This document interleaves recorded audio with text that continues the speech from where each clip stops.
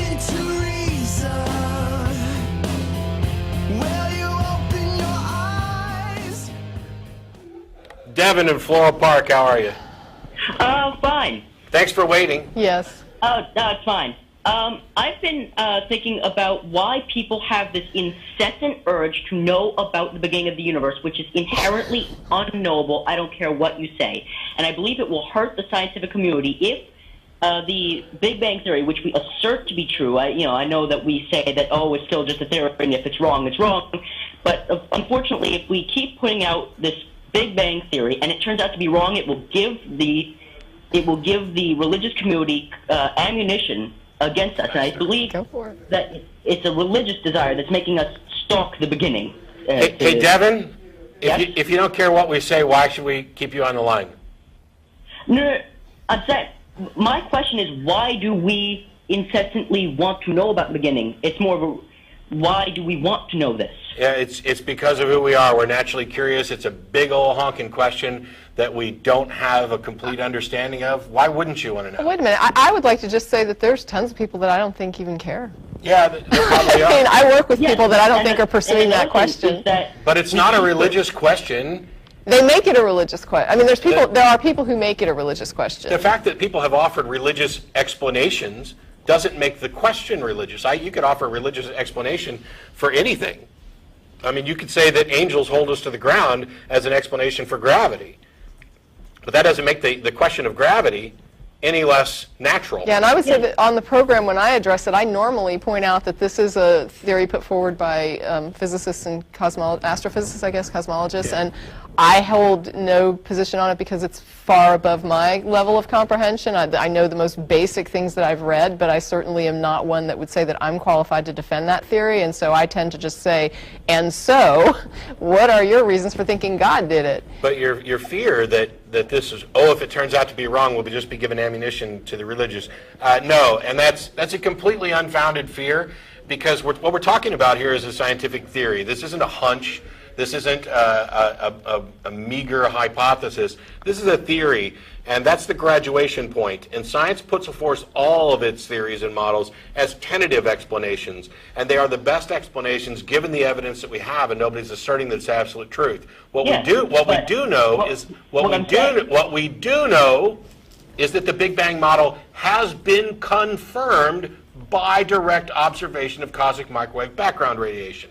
That the predictions that this theory made bore out evidence.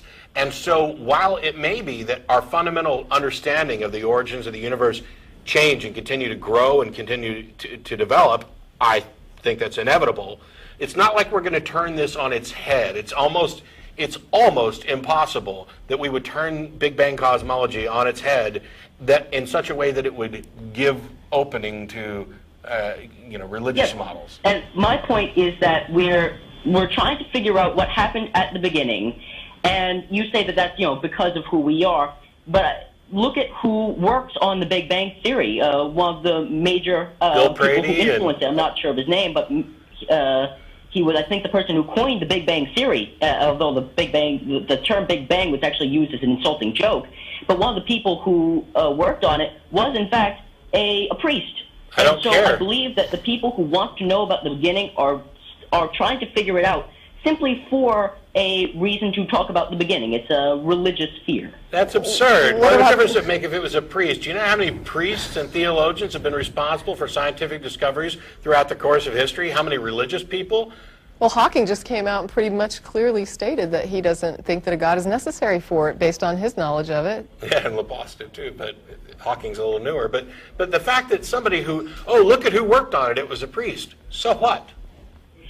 Actually, for the beginning, it's not so what. For the beginning, it's more of, they're trying to exert some sort of force of, in the Christian example, form of Genesis. Then why do they keep asserting that no God is necessary based on the physical models that they have currently available? That's Hawking. I'm talking about. Well, no, I mean, I don't know of anybody that's putting forward that Big Bang is evidence of God that is publishing. No, because they know that would be inherently rejected by the scientific community. Of which they are. Yeah, and here's the other thing. Your thing is, look who started this. Priests were doing it. Well, who cares as long as they got to the right answer? I don't care if their goal was to try and confirm Genesis. They failed. That's the point. They should be applauded for that. Yeah, but I'm saying that it's irrelevant what happened at the beginning, and that trying to figure out what happened to the beginning is a waste of time. Why? We shouldn't really be trying to figure out the beginning. We should be trying to put our resources on something more practical. And if the Big Bang Theory is by some means proven false, that will, again, give ammunition to the religious community. I respectfully disagree. Right. I respectfully disagree. In my opinion, you are tilting at absurd windmills, because I am of the opinion that no knowledge is a waste of time, and that this process of trying to understand our origins has led to some of the most amazing discoveries about physics and cosmology, which have benefits about how we're going to continue living after. These aren't empty questions. This isn't, hey, I really don't care who my great-great-great-great-great-grandfather had sex with on March 13th. That's not the equivalent question. These are big questions. And the things that we learn while trying to answer this question help us answer other questions. And some of those questions I think you'd probably think are kind of important. Most certainly. I mean, like, for example, many of the advancements in the knowledge of the Hubble ultra-deep field, many of the advances in modern astrophysics have been due to an even study of black holes. Sure. Yes, because they're tied.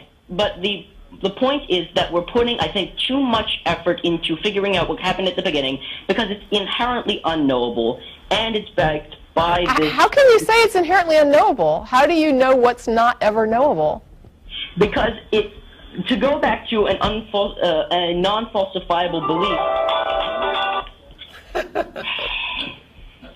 to go back to what people say is an unfalsifiable belief, the beginning is inherently unfalsifiable. How do you say this? Because we're not there, and because any observation of it is only an observation of what's happening now. Trying to then extrapolate that, going back... You can just as easily say that about evolutionary theory as like a lot of... murder that happened the other day. Fossil records, whereas we don't have fossil records of galaxies. You have evidence that is here that... Okay, fossil records of galaxies would be... Actually, we do kind of have fossil records of galaxies, because the universe has many of them, and they've been born and died, and we can look at them in various stages of progression throughout the universe. But what you're talking about by fossil record is absurd, because it begins with the assumption that universes form by the same means. I don't care, even if it is ultimately an unanswerable question. I don't know where you get off saying that we're wasting too much time on it. Exactly how much effort and funding is being spent on Big Bang cosmology? What is the science budget for that makes this a problem? What is the brain resource, the manpower being used on this that makes it a waste of time? Because do you have any numbers? What? Do you have any numbers? No, I don't know numbers. Then you can't. Then you're quantifying. All that money. Then you're quantifying something that is not quantified by you.